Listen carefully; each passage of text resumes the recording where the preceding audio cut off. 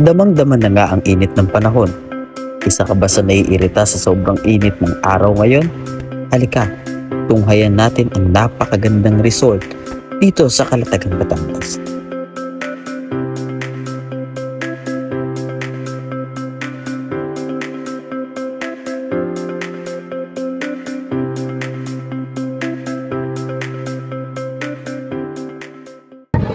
At ngayon, nandito na tayo sa ating nirentahan na floating cottage at sa makikita nyo rin sa aking likuran, samot-saring nagaganda mga floating cottages na pwede nyong rentahan.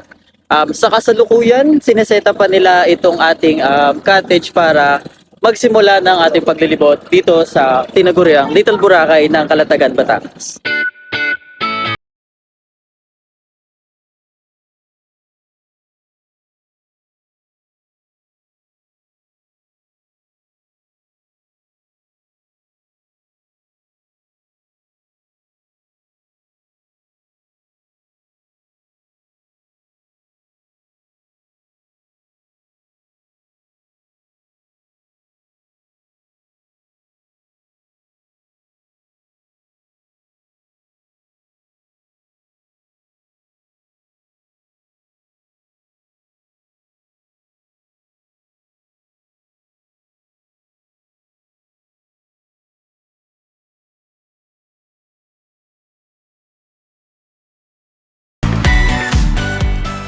At nandito na nga tayo ngayon sa tinatawag nilang Little Boracay. At ngayon ko lang naintindihan kung bakit nila to tinawag na Little Boracay. Dahil nga sa tinataglay nitong ganda, sobrang linaw ng tubig at buhangin ang iyong matatapakan. At wala kang makikita basura, miski at kitang-kita naman na pinapanatili nila yung kagandahan ng naturang lugar na ito. Kaya samahan niyo pa kami sa pagpunta pa namin sa iba't ibang destinasyon ngayon dito sa aming pamamalagi sa Calatagan, Batangas.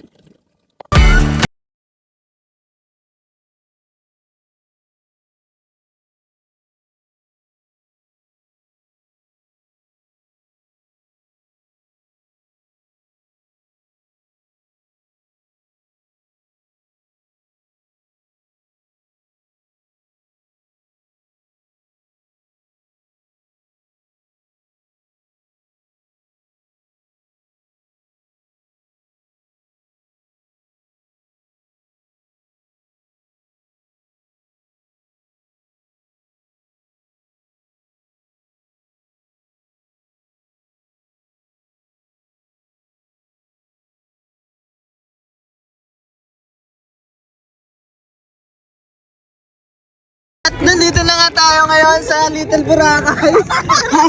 Nandito ang iba sa ilan sa mga guests. may mga batang hamog tayo na mataan dito. Excuse me, I'm from Nigeria. Kung ikaw nga ay hindi bababa ng iyong cottage, aakalain mong napakababaw lang ng tubig dahil kitang-kita mo ang ilalim nito. Kitang-kita mo rin ang ilan sa mga lamang dagat na namamalagi dito.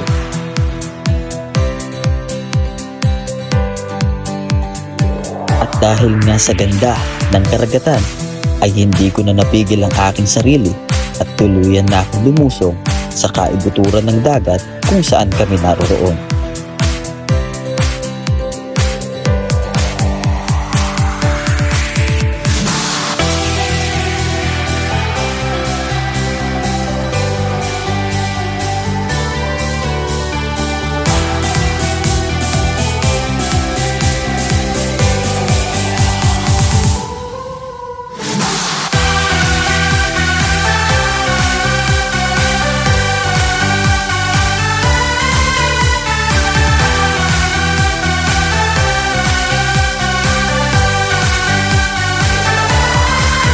Sa aking ngang paglusong sa ilalim ng tubig, ay sinalubong ako ng napakagandang mga coral reef. Bagaman ang ilan sa mga isda ay may ilap, dahil na rin sa ugong ng mga bangka na dumadaong dito ay hindi na rin masama sapagkat makikita mong iba sa malapitan, mga naglalakihang starfish, kumpoy-kumpol na sea urchin at higit sa lahat ang mga corals kung saan namamalagi ang mga lamang dagat.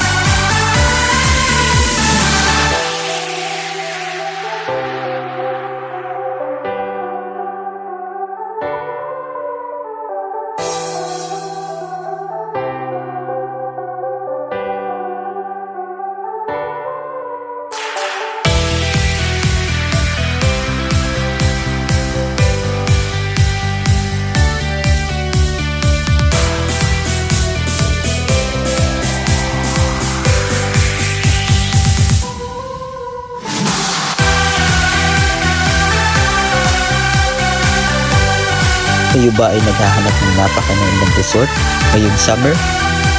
O di kaya gusto niyong ma-relax ang inyong pakiramdam? Bakit hindi niyo subukan ang Little Boracay ng Calatagan, Batangas para masaksihan ninyo at maramdaman niyo na rin kung ano ang aming naranasan sa aming pamamalagi rito.